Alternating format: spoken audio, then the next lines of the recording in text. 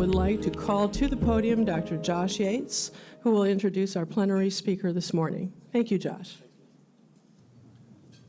Good morning, everybody. Now, that was pretty good for day 2. Hope you slept well, and you're eager to roll your sleeves up today. We got now's the time when we turn the corner from a lot of collective work to understand our moment. A moment here in Oklahoma City that seems to me, the image that keeps coming into my mind is a ripening. That things are ripening, things are building. There's to be a sense of momentum building to the point where probably many of you, and it's probably been going on for some time before this conference, but things are need to come to a head. Action needs to take place, and so my sense is, and my hope is that in all of you after yesterday of taking stock of how are things going for children in Oklahoma City in the wonderful sessions that we had yesterday, conversations with people from this community who know it well inside and out in so many different areas of our children's lives, and in some of the bigger macro conversations we had with the plenaries about where we are in our moment, that all of these things are coming together for this time, this moment. And so today we turn the corner towards the working groups in each of the sectors, and we really look forward to a rich day of putting our heads together, rolling our sleeves up, and figuring out, okay, what do we do?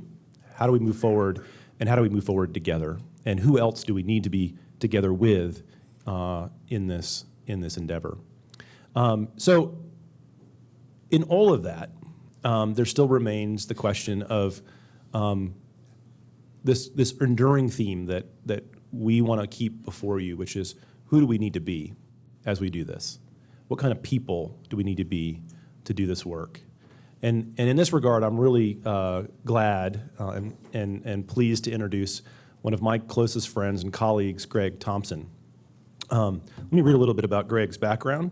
But after spending nearly 16 years as a pastor, many of those years being the lead pastor at the Trinity Presbyterian Church in Charlottesville, Virginia, you'll find that Greg is a kind of Renaissance man. He's a man of many talents and abilities. So in addition to being a pastor, he also got his PhD in theology, ethics, and culture at the University of Virginia, where he did really amazing work, and maybe you'll hear from a little bit about it today, I'm not sure, about his work on Martin Luther King and the civil rights movement.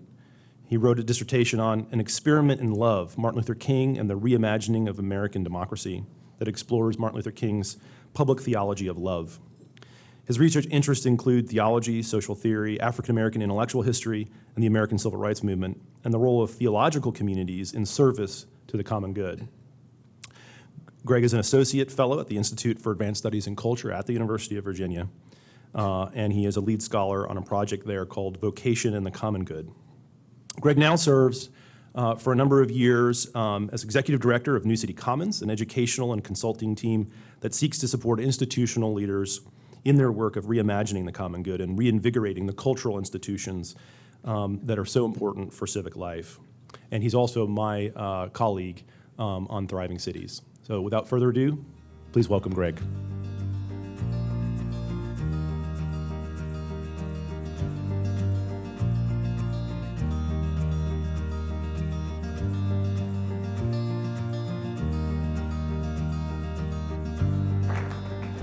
Good morning. It's great to see you here today and to be with you this morning. Just remind you of the arc that we've been through so far in our time together, and then help you understand how what I'm going to do fits into that and how it leads into what we're going to do together this afternoon. So Josh started yesterday talking about the complexities of civic life, talking about the 4 sources of wisdom that we can draw on as we look to lead our cities, and how we need to learn to not just imitate prior movements, but to create a movement in our own right, in our own cities, and our own lives. Then James last night tried to set a larger framework, a deep structural framework of what's going on in late modern culture, what does it teach us about what it means to be a human being, about the kind of moral life, about the purpose of our existence together in the world. And that was sort of a drop down into the deep structures of social theory. My task is really to talk about leadership and about what it means in light of the complexities of cities and the complexity of our cultural moment, to think about, all right, when we get up to today, tomorrow, what are we supposed to be doing? Like, how are we supposed to think about these things? And so the title is called The Virtues of Leadership. In order to do that, what I want to begin by telling you a story about one of my favorite moments in public leadership in American history, okay? And so I want to begin with this narrative, and as Josh said, it's going to come right out of my work, and it's a story about the emergence of Martin Luther King as a public leader. This is the moment. This is the moment when it happened. So it's Monday evening. It's January 30th, 1956, and the sanctuary of Montgomery's First Baptist Church is completely filled with people. Some of you can see photographs of this. They're in the pews, they're sitting in the aisles, they're sitting in the ledges and the windowsills. And before them all stands this 26-year-old Martin Luther King Jr., and he was tired. And as he gazed around, he looked at it and he realized that everybody else in that room was tired too. You know that tired look? You probably see it on my face right now. And the reason for that was the bus boycott was now 2 weeks old. Nobody had any idea that it would last 2 weeks, certainly not the year that it did last. And the realities of the long walks and the job losses and the petty harassments, the threat of violence had begun to wear on everybody. And so in addition to this weariness, the Montgomery Improvement Association, which is the organization that sponsored the boycott, they had decided to take a bold step, and it was this. Rather than just seeking better treatment for African Americans on buses, on segregated buses, which is what initially they wanted to do, they now decided to challenge segregation itself in federal court. This is a moment when this became a national movement and not just a local movement that King was involved in. So they decided they were going to challenge segregation in federal court, and the task of presenting this decision to the community it fell to Martin Luther King. Now, it was no surprise that they chose him, because in the earliest days of the boycott, his voice had lifted that community in a way that seemed almost miraculous. And some of you maybe heard the first speech that he is recorded to have given on the night when they decided to initiate the boycott. And he conveyed not only the rightness of their cause, but also the beauty of their cause. And every night, almost every night for 2 weeks, the community came together that they might hear their ordinary sufferings rendered into the language of the kingdom. And so on this night, nearly 2,000 people had come into this church. And you can see them all piled in, listening. They're weary from their days. And they knew that by challenging segregation, they were crossing a threshold. And they knew that they were. But they had no idea just how painful crossing this threshold would be, because in those moments, while they were in that service, just a few blocks away, the young pastor's home with his wife and his child inside had been destroyed by a bomb. So King's first sense that something was wrong, it came a few minutes after that during the offering. He was standing, there's a table there, and he's standing down behind the table at the offering while the ushers were taking up the offering. And a young messenger entered the back of the room and found Ralph Abernathy, King's friend. And Abernathy, who was the pastor there, hurried out of the room with this kind of look of worry on his face. And so King is standing there in front of these 2,000 people, and he realizes some drama's going on in the back. Now, more and more messengers began to arrive, and everybody else started to get worried. And so King, he was standing at the front of the church behind the table, and he stepped out and he gestured to Abernathy, and he said, come here, I want you to tell me what's going on. Abernathy did not want to do that. So he tried to avoid it. He tried to act like he didn't see King. And if you know anything about Abernathy, he was funny. So he tried to act like he didn't see King, but eventually King got his attention and said, I need you to come here. He didn't want to tell him because he didn't know the fate of Coretta and the baby. He didn't know whether Martin had lost his wife and child, and they wanted to find that information out first. And so, but anyway, he came to the table where Martin was standing, and he said, Martin, your house was bombed. King asked about Coretta and the baby. Abernathy said, I don't know anything about them. And so turning aside at that moment, King stepped to the pulpit, asked for the congregation's attention. And then with a calm that was to become like his trademark, he told them what had happened, asked them to go home in peace, and then exited out the side door. Do you think the crowd went home in peace? The crowd did not go home in peace. As King left the sanctuary, the kind of shouts and cries in the congregation that he left behind suggested that the frustration of the past weeks and the frustration of the past 400 years had begun to boil over. And before King even got to his house, in his yard, there was a crowd of people, some of them who had been in the sanctuary and had gone there. And there were a crowd of people there with knives and guns and sticks, and they were descended on the lawn and surrounding the home. Now, outside the home, the crowd encountered a line of white policemen, which did not improve their mood, okay? And the reason for this is because just weeks earlier, the Montgomery City Commissioner, Clyde Sellers, had publicly joined the White Citizens Council, which is the Klan with a tie on, okay? And a move that, in the words of the Montgomery Advertiser, had basically effectively turned the Montgomery police force into an arm of the White Citizens Council. And so in the minds of many people in that crowd, and they were right about this, the policemen behind the barricades were in fact the people who had been involved in bombing the house in the first place. They were the perpetrators of the crime. And so some, when they came to this barricade, they stared at it in silence. Others shouted out angrily at the police. And others said this violence is about to break out. So the small bomb, which has been thrown onto the front porch, some of you have seen these photographs, it destroyed the front of the home.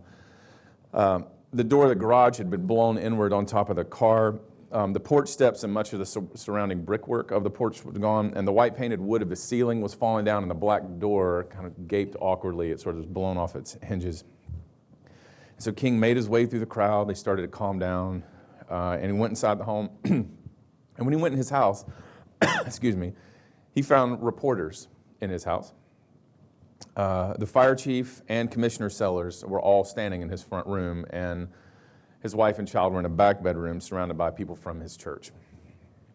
And they were mercifully unhurt. They were shaken, but they were unhurt. And they greeted one another. They checked over one another's bodies in relief, and they prayed in thanks that God had protected them in the midst of the ruins of their house. But that moment could not last. I mean, that was a moment of incredible tenderness, right? And he didn't have a lot of those over the course of his adult married life because he traveled so much. But it couldn't last because the scene outside was increasingly growing volatile because nobody still really knew the state of the wife and child.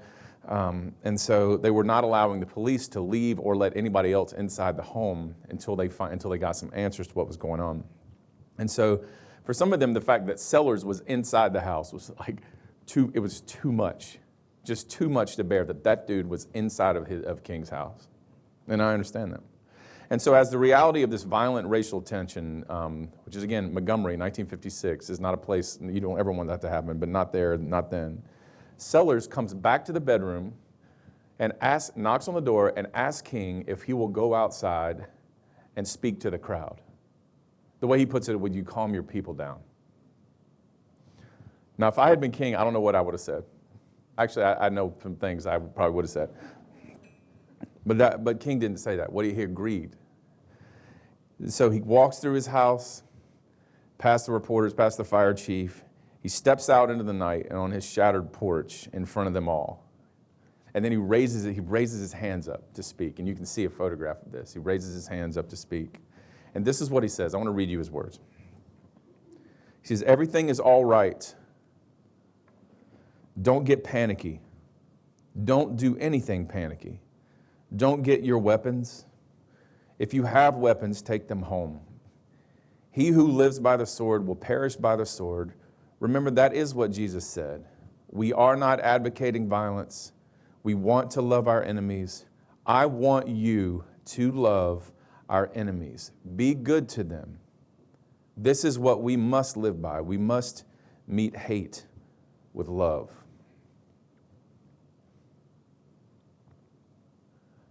Now, what was happening in that moment when that young African-American pastor stepped out onto the ruins of his white porch, faced a volatile crowd, and asked them to love? Do you know what was happening right then?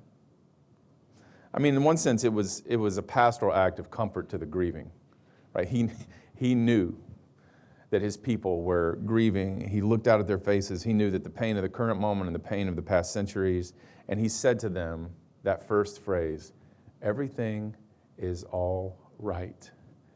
You ever had a child, somebody that's hurt, and you pick, "Oh, you're all right. You're all right, baby. You're all right." That's it. It's all right. You're okay.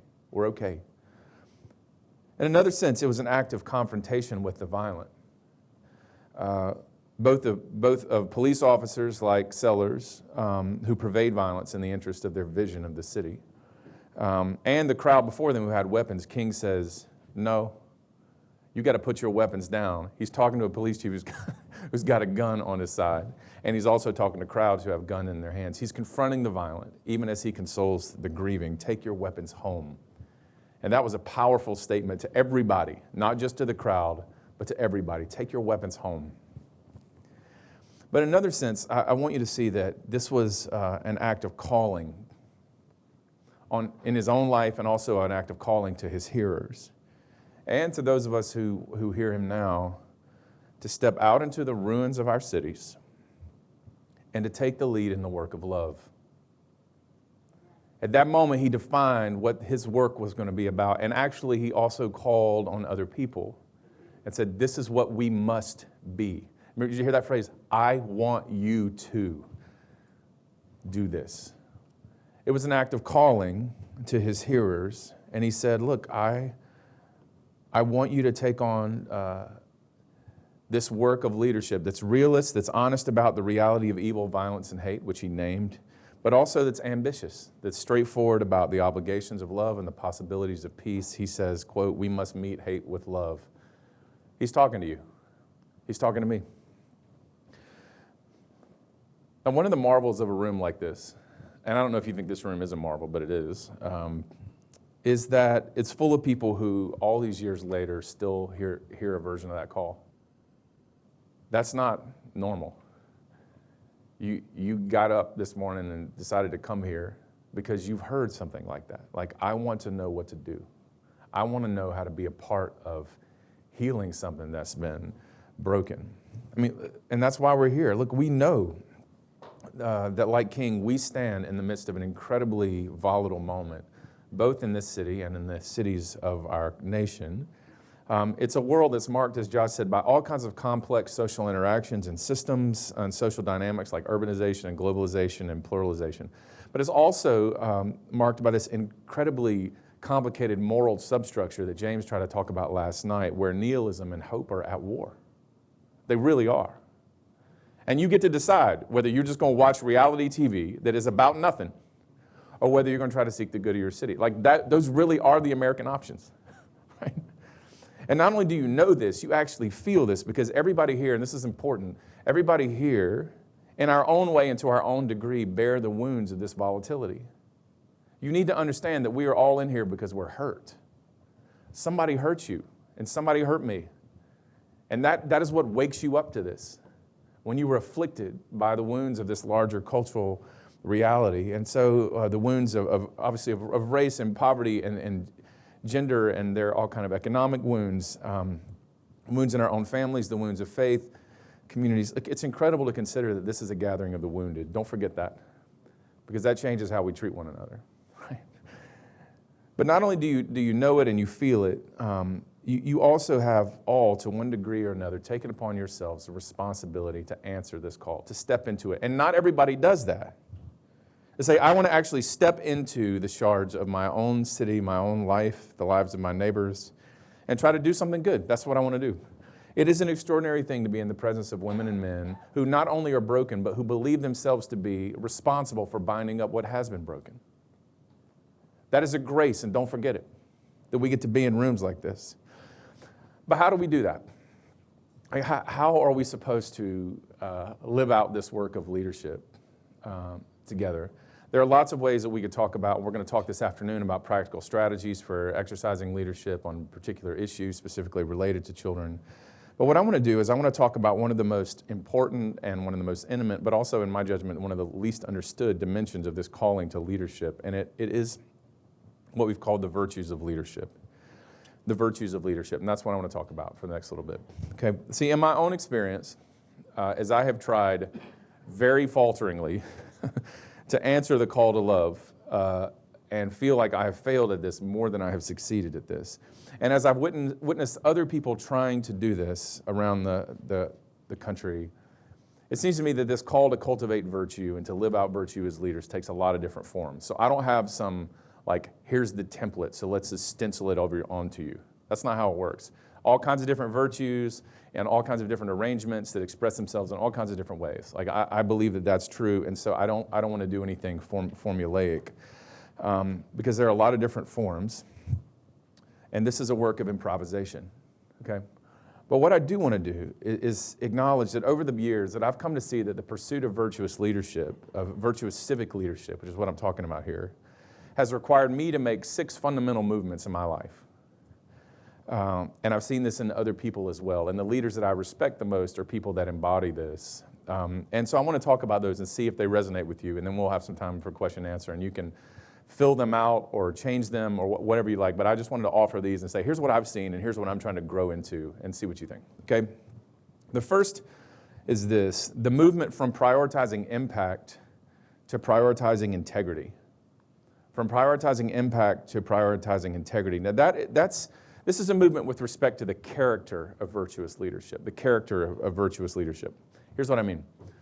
So one of the most beautiful things that I get to encounter in my work in cities is the presence of women and men from every background and every part of the city who want to impact the city for good. I mean, people like you, right? You're like, it's amazing, it's amazing. People who want to impact the city for good, who think about and work toward this impact every day. And as discouraged as one may or may not be about the lack of leadership on a national level in this country, leadership at a city level is encouraging, uniformly. Every city I've gone to, I've thought, man, they're another group of awesome people. It's amazing to me that there are all kinds of people who want to do impact, who are pursuing it. But it's also been my experience in my own life and in the lives of people that I observe that there is less talk, and that may mean less concern with the pursuit of integrity. And what I mean by that is the work of becoming an integrated human being, people who are, in spite of late modernity's intention to separate us, to tear us from ourselves, people who know that they need to learn to be wise in mind, mature in emotion, careful in word, attentive to body, responsible with goods, faithful in relationships, and deliberate in the habits that sustain these things. Would it help you if I said that again? I thought it might. Okay, slowly. I'll try to put on my best South Carolina. That's where I'm from. Make it real slow. All right. People who are wise in mind, who are mature in emotion, that understand their emotional lives and have some grasp of what's happening there, that are careful in word, that are attentive to body, responsible with goods, faithful in relationships, and deliberate in the habits that sustain these things.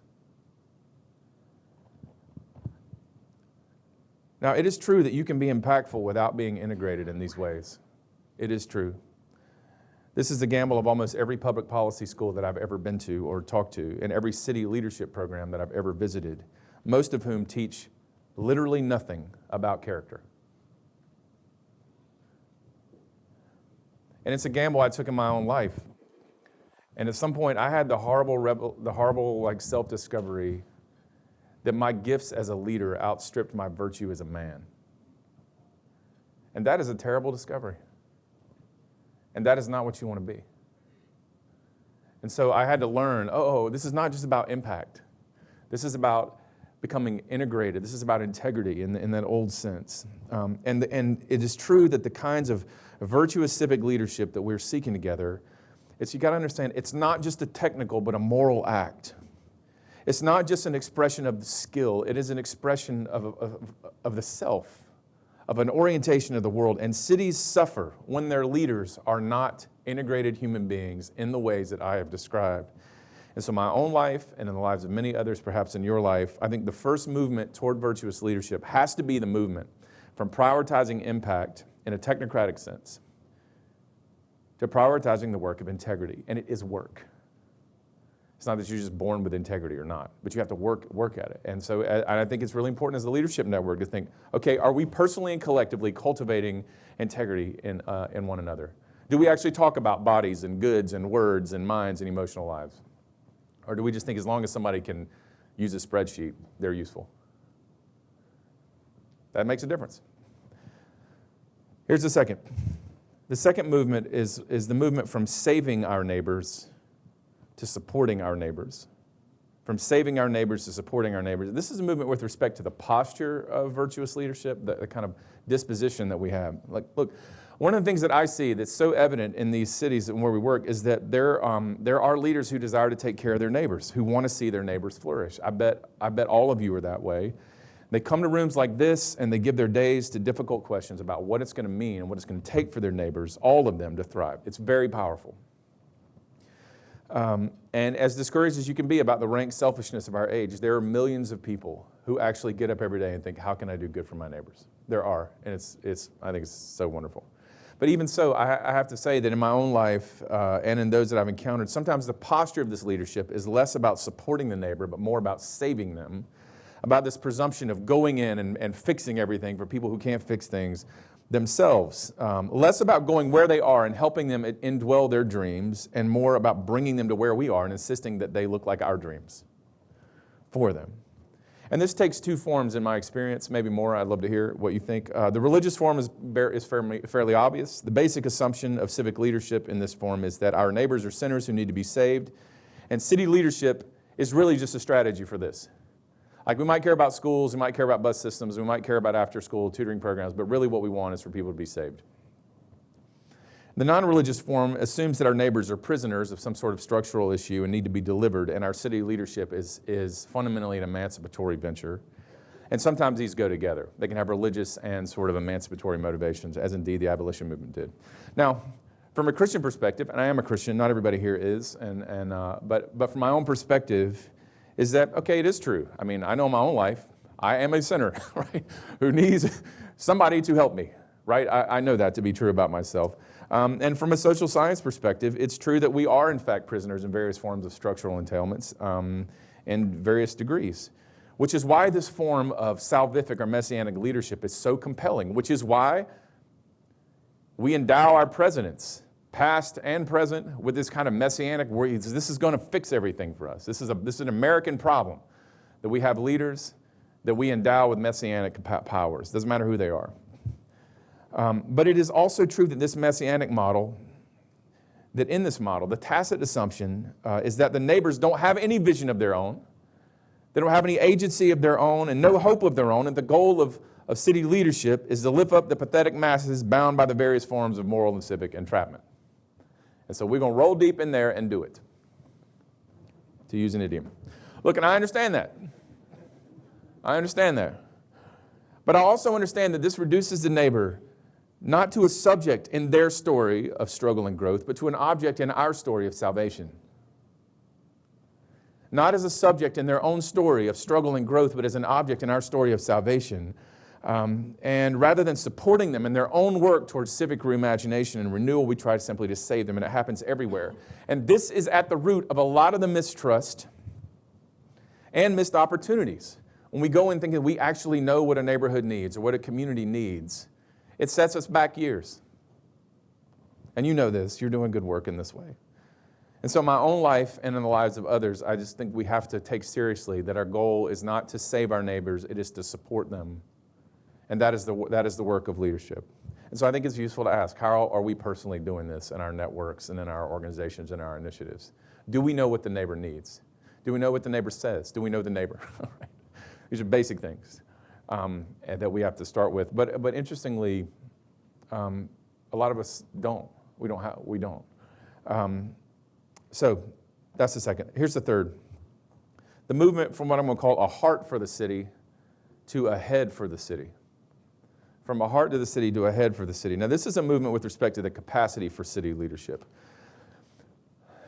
One of the most powerful developments in the second half of the 20th century is that many people across the country have developed what we call a heart for the city. Now, this is for lots of reasons: patterns of urban migration, the economic possibilities of what is called urban revitalization, the complex wonders of urban pluralization. All of these things are making people think in new ways about their cities, and they've set fire to a lot of our civic imaginations. I don't know about you, but a lot of folk I know never talked about cities as a thing that they were interested in, and now this is what they're fundamentally about. I would be one of those people. And everywhere I go, I hear people say that they have a heart for the city. Have you ever said this? I have a heart for Oklahoma City. We have a heart for the city. And this is deeply encouraging to me. But even so, in my own life and in those I've encountered, I have to say that the development of a heart for a city is far too infrequently translated into a head for the city. What that means is that caring about a city does not necessarily lead to knowing how to care for a city, that civic sentiment is not the same thing as civic skill.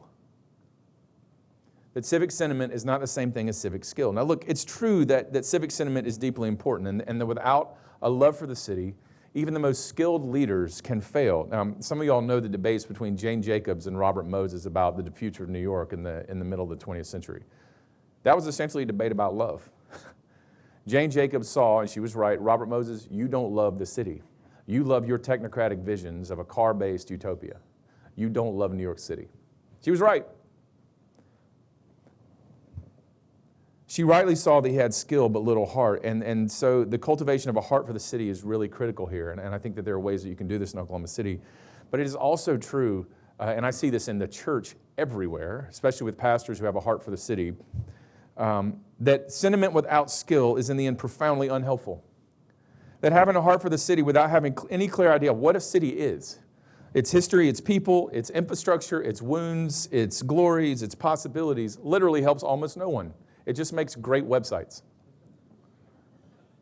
Okay, it just does. And I realized this in my own life. I was meeting with our city manager, and he asked me how I got interested in cities, and I started talking about pluralization and urbanization, and I started talking about, American history and sociology and a theology of the city. And then I said, so what about you? And you know what he talked about?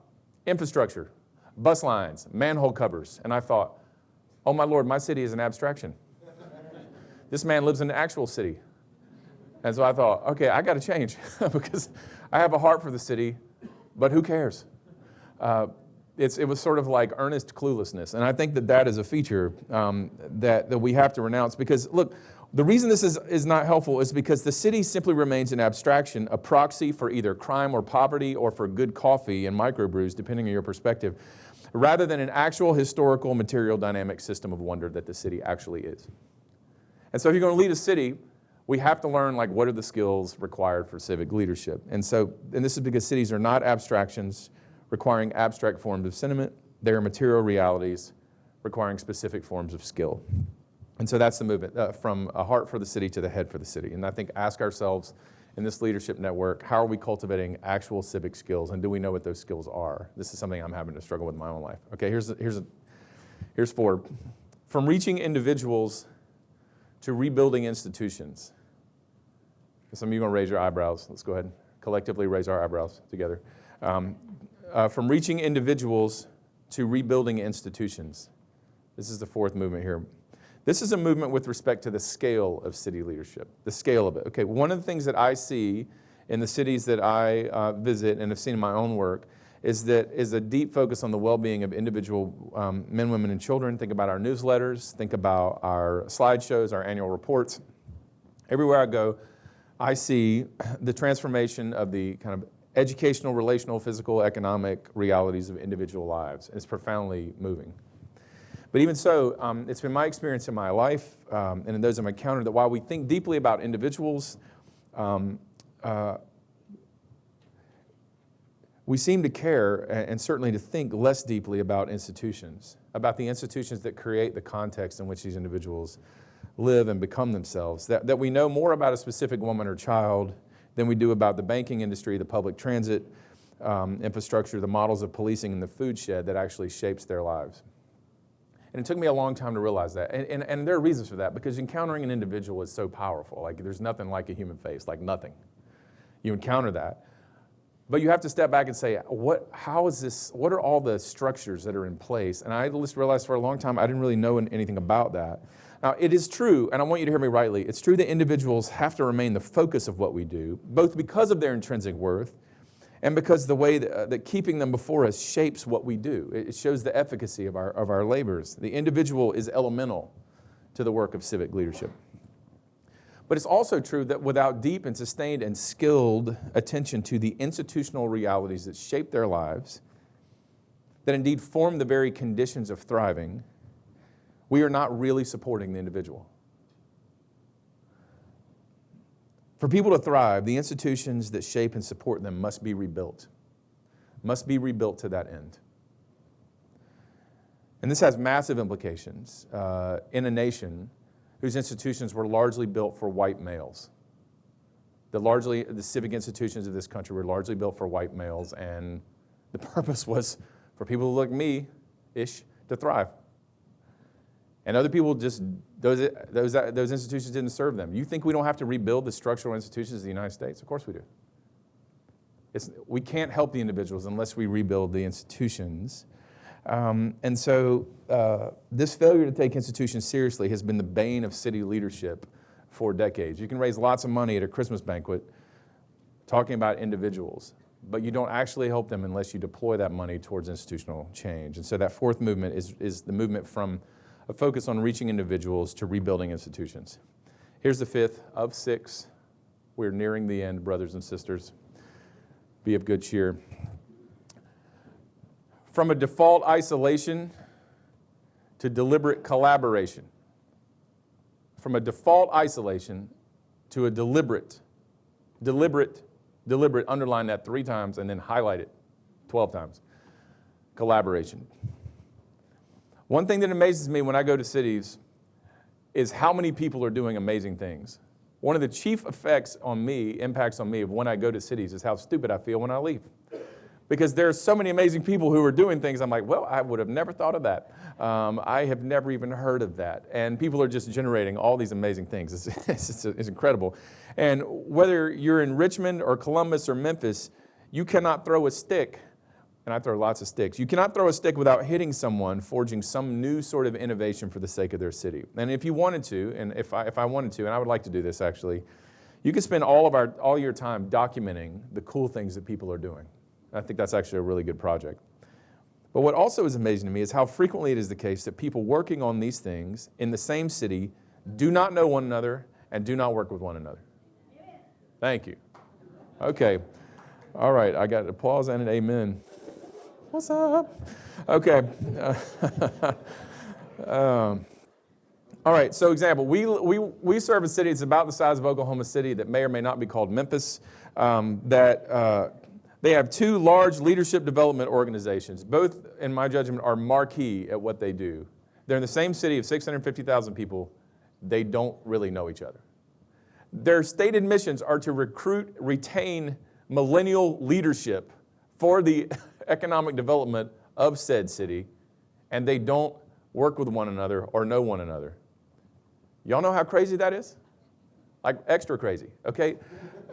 What's happening is there is a default isolation in much of the work that is happening, and there are all kinds of reasons for that. Pride, there is vanity, there's just infrastructures the foundations that fund them, for you foundation people in the room, don't incentivize their collaboration, which y'all should be doing. Look, there's so much work, but so much of it is in isolation. Now, it's true that good work can still happen in isolation. It does. But great work can't. Because a city is an ecology. It's a dynamic, interpenetrating network of ideas, institutions, and individuals and infrastructures. Thank you. And as such, it requires not the lone genius. The city doesn't just require the lone genius. It requires the deliberate cultivation of dense, overlapping, multi-sector networks working in common cause for the whole. All right, here it is. A city is an ecology, a dynamic, interpenetrating network of ideas, institutions, individuals, infrastructures. You see what I did there? All start with I. Boom. Okay, that was for you. You're welcome. And as such, it requires not simply the lone genius, but the deliberate cultivation of dense, overlapping, multi-sector networks working in common cause for the whole. And again, foundations, you can incentivize this. Hear me. Without this, cities can never fully become what they could be. Without this, cities will never fully become what they could be. And that has huge implications for everybody. Just because some tech genius decides they're going to start something and all of a sudden a certain city on the West Coast becomes tech-friendly, does not mean that the citizens of that city are thriving. And so with all the people talking about creating a tech corridor or a tech hub or a health corridor in cities, you got to understand the implications of that. If we're not talking about dense, overlapping, multi-sector networks, deliberately collaborating for the common good, we're not talking about civic thriving. We're talking about something else. And so I think that means the movement from default isolation, which I do think it is a default, to deliberate collaboration. And here's the last one.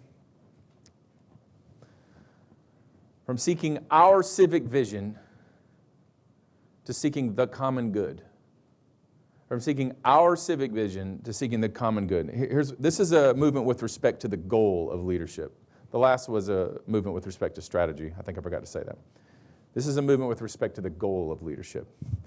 One of the most inspiring things I encounter, again, every city I go to, is people working in cities have incredible dreams for their city. I can't tell you how many times I go to cities, and when I start meeting with leaders in that city, they are trying to tell me how it is the greatest city in the United States. It's the greatest place. This is the San Francisco of the East. This is the San Francisco on the Mississippi. Like, this is, if I've heard this is the Greenwich Village of Alabama one more time, I mean, I'm telling you, everybody is trying to persuade me that their city is amazing. And people have visions of what their city can be, what they long for. And I don't want you to miss the power of working alongside visionaries.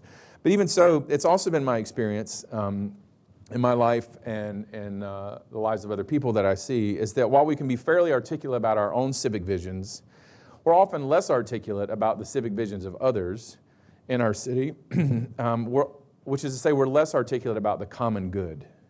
We know what we hold dear, but we understand less of what we hold in common with others with whom we share this city. And I can't tell you how many people spend their time thinking, this is what I think Oklahoma, or this is what I think Memphis should be, without having any idea what other people think it should be. And so then the goal of leadership becomes, let's impose our vision on the city, rather than crafting a vision that is built out of our common desire. Now, it's true that civic vision matters, that civic imagination is a gift and a grace, and we ought to cherish it. And it's also true that the common good is fraught, and that phrase, and it's slippery. But it's also true that, look, our neighbors' civic visions matter. People sitting in neighborhoods all over this city have their own dreams about what this city could be and should be.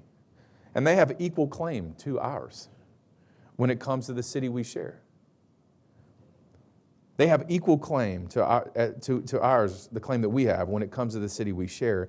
And the failure to account for this fact, to really taking it seriously instead of just imagining that we got in a room and figured some stuff out, and now our job is to hold focus groups, which are actually sales meetings, where we try to persuade everybody that we actually already figured this stuff out for them.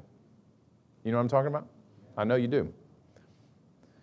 And this failure to account for this, to really take seriously this common vision and to do the hard work of fashioning a city in which all of our citizens can thrive, all of them can thrive, it is at the root of so much of our collective civic misery.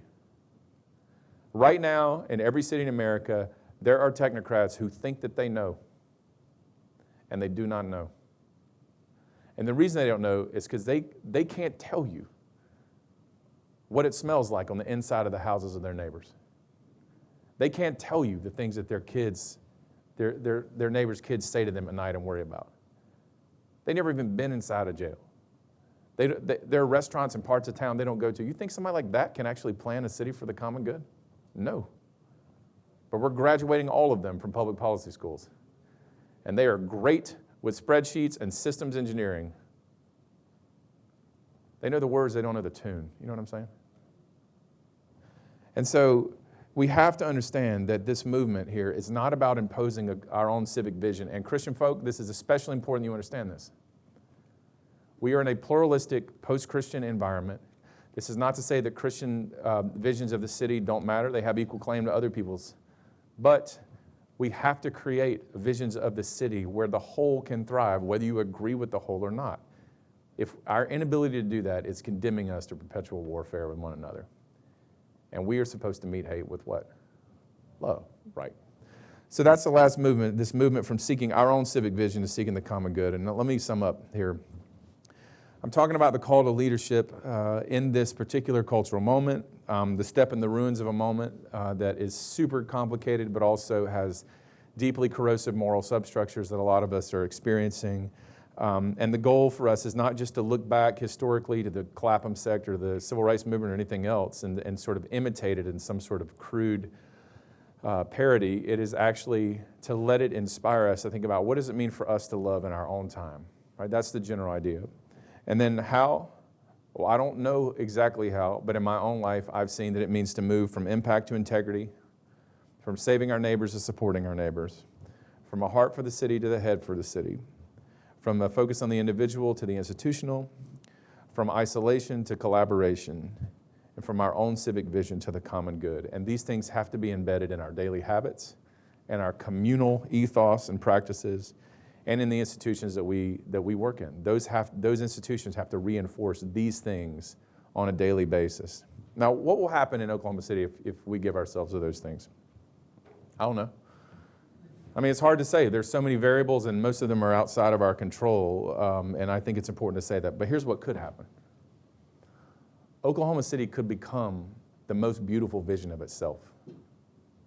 It could become the most beautiful vision of itself, not just for some people, but for everybody who lives here. That can actually happen. Cities are built, they are destroyed, and they can be rebuilt by normal folk. That's how it works. I think that is amazing. Somebody built all this. Somebody can heal it. Why not you? That's part of what can happen in the city, is that Oklahoma City can become itself. But I think also, and probably equally beautifully, we can become ourselves. We can move out of this kind of broken vision of leadership that I myself have embodied for a long time into something more like virtuous leadership that is an honor to ourselves and a blessing to our neighbors. That's all I have to say. Thank you for listening, and I will take some questions if we have time.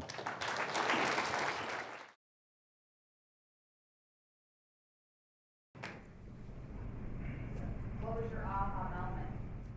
What was my aha moment? Well, I wish it was that easy. It'd be awesome if it was reduced to one aha moment. I think that one of the most fortunate things about my life is the way that it has forced me into other people's lives, whether it's as a pastor or as a scholar that's actually doing research or now working with these two companies in cities. Every city I leave different. And it's a series of aha moments for me. And I think the key to an aha moment is a disposition that seeks them out. So I never now go into a place thinking, oh, I know what to do. Let me just roll up in here and kind of help everybody understand. It's more like, here's some stuff I think. What do y'all think? And it's a disposition that's largely come through failure and different forms of public humiliation that have, no, I'm serious. If you fail and you fail publicly, you got two options. You can either open yourself up to that and figure out how to grow, or you can harden and become a fool. Like, that's it. And so thank God and thank my wife that I was like, all right, I think I need to rethink some stuff. So I think the point is it's a series of aha moments that come through the beauty of encounter. That's how I'd probably describe it. Yeah. Is it possible? Thank you. Might as well stand. Do you think it is ever possible? I'm thinking about what you said about reaching individuals versus rebuilding institutions. And sometimes the institution needs to be rebuilt because it was built for a certain type of person or whatever. Can the same thing happen with a city? In other words, you think a city is ever, the vision for a city, not saying this is Oklahoma City by any means, but the city was built for a certain type of person. It's now becoming not who that city is. And so the vision for that city is actually not a good vision for any city. And therefore the city is irredeemable? Is that possible? Yeah, well, I was with you right up to the end. And what I would say is, it's unquestionably true, the case for me, that cities in America, most of them, were built they had a specific vision of themselves, and they were built for specific kinds of people. I think that's the national conversation we're having now. Like, what does it mean to make America great again? Okay? I mean, people have very different accounts of what that means. So I absolutely think this is one of the biggest things happening in every city of the United States. And we have to reckon with the fact that cities in the United States were in fact built for a certain kind of population. Now that moved over time. Suburbs happened, and now folks are coming back in. Gentrification is happening. This is the heart of this thing. How can we create a city story, an account of ourselves, that actually accounts for ourselves?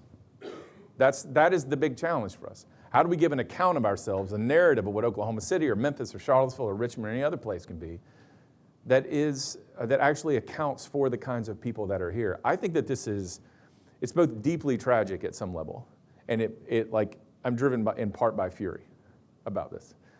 But it's also incredibly generative, which means like right now we have the opportunity right now to reimagine the meaning of the cities of the United States. No joke. Like somebody imagined the meaning of what they were. We have the opportunity to do that. We have to do that. And I think the sort of fractures that we've seen in the national election have just said what's at stake. Because people are not just contending over the meaning of their cities, they're contending over the meaning of America. Who's it for? We've got to step into this. And I'm convinced that the way that we'll do that is in part by acting on the civic level and let that act upward in part and change the national discourse. Yes, sir. In schools, in churches, and other institutions, it's frequently the discussion, do you blow this thing up and start over? Or do you work within the system to alter it?